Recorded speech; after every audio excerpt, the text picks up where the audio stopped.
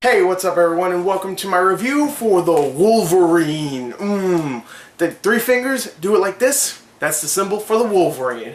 And I was very much looking forward to this film, and I feel like I'm like one of the only people out there that was looking forward to this. I thought the trailers themselves looked good. I really liked the story, the premise. The Wolverine, of course, played by Hugh Jackman, goes to Japan and fights samurais and ninjas and whatnot.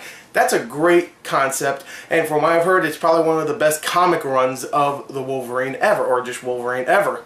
So I was looking forward to seeing this very much. So, what did I think of the Wolverine, directed by James Mangold, the guy that directed 3:10 to Yuma, one of my favorite movies in the last few years?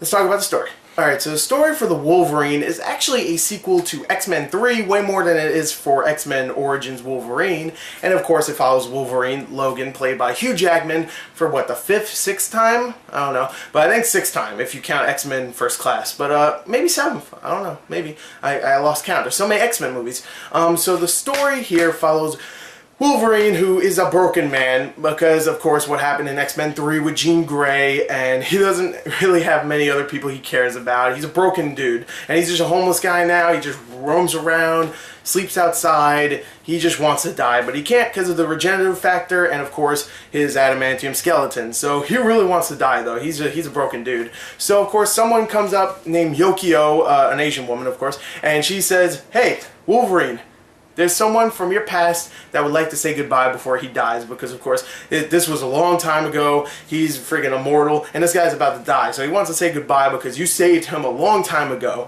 So he goes to Japan. He says goodbye to this guy who runs this big company. I mean, he's a big, huge company, and then he meets the daughter, well, the granddaughter of said person, and he starts to start feeling some feels. He starts getting emotions, and of course, bad stuff starts happening. The Yakuza just starts going after this daughter, this granddaughter, because she's going to be the heir of the business and stuff, and of course Wolverine has to step in and go and save her and fight some samurais, ninjas, Yakuza members, and whatnot. So that's really the story. I'm not going to explain too much after that. So there you go. That's the story for the Wolverine. Now, I just love the concept of Wolverine goes to Japan, which sounds like an Ernest movie. Ernest goes to Japan. Wolverine goes to Japan. As long as he doesn't dress in drag, I'm okay with that. But he goes to Japan, and I thought it would be awesome if he actually starts training like a samurai, which I think is how the comic goes, if I'm correct. He actually starts training with swords or something.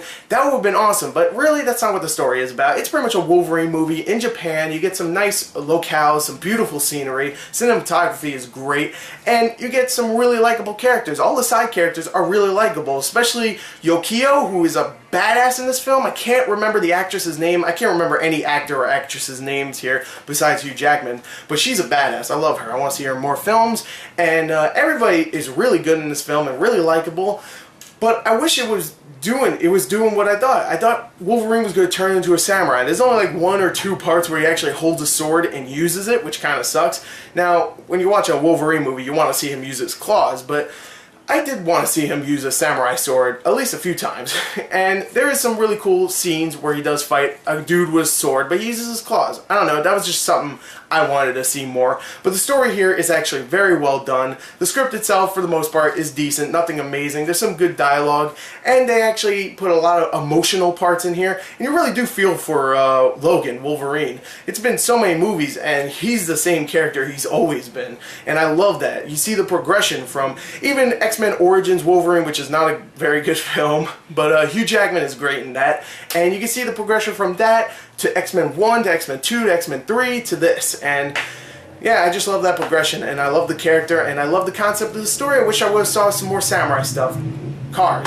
Sorry about that, but anyway, that's the story. I think the story here is very well done, and so is the acting. The acting is great. Hugh Jackman is awesome, just like he always is. So there you go. There's the story and the acting. Now, I already said the movie is beautiful looking, and I want to quote a tweet. Yeah, I want to quote a tweet. Now, I can't remember who actually did the tweet, but I thought this quote was great. They said that the Wolverine is exactly what Skyfall was for the James Bond series. Now, James Bond always has great, beautiful looking locales, but Skyfall was gorgeous, and the cinematography was definitely the best of all the movies. And I have to admit, the Wolverine looks beautiful, beautiful. The best I've ever seen for an X-Men movie ever. So it looks amazing. So yeah, it definitely looks beautiful. There's some scenes where I was like, wow, that just gorgeous. It does. Now they don't do too many scenes where you just see, oh, big, oh, look at all the city scope and stuff, ooh, look at all that. But no, there is some really beautiful shots here. The special effects are so much better than they were in X-Men Origins.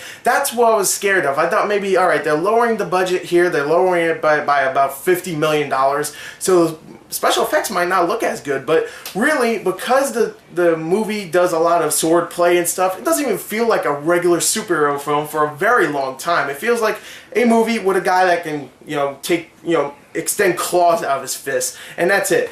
And it starts to get into superhero stuff way later, especially in the last 20 minutes, but, generic stuff. But for the most part, it doesn't even feel like a superhero film. The special effects are just there. His claws look great.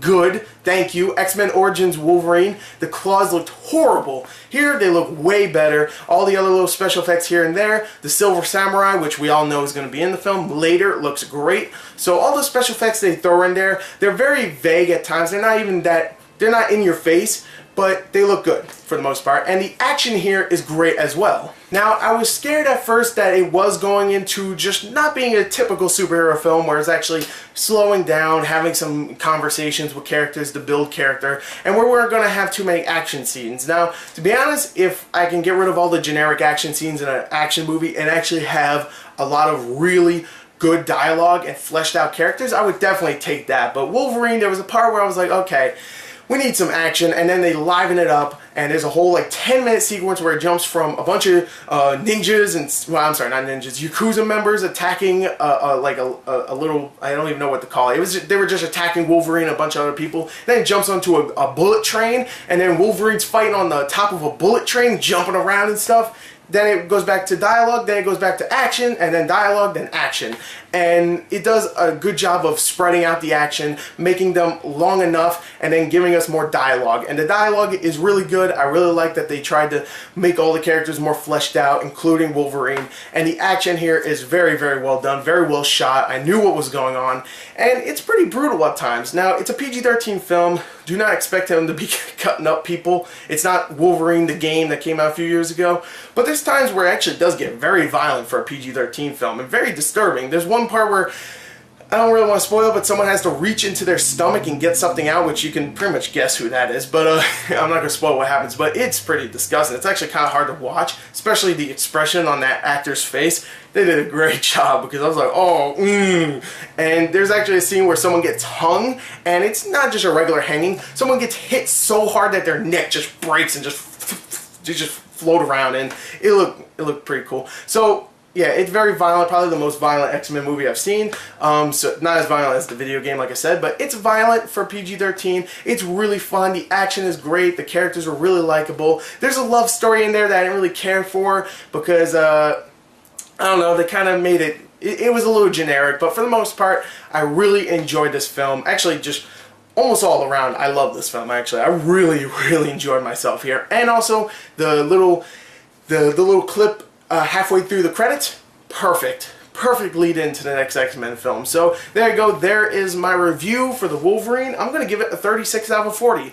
Great way to end the superhero summer. Now there's going to be plenty of other movies, and actually Kick-Ass 2 comes out still, but whatever. So anyway, it was a good movie. Definitely go check it out. Very fun. I really liked it. There you go, there's my review. I hope you enjoyed it. Thank you, and goodbye.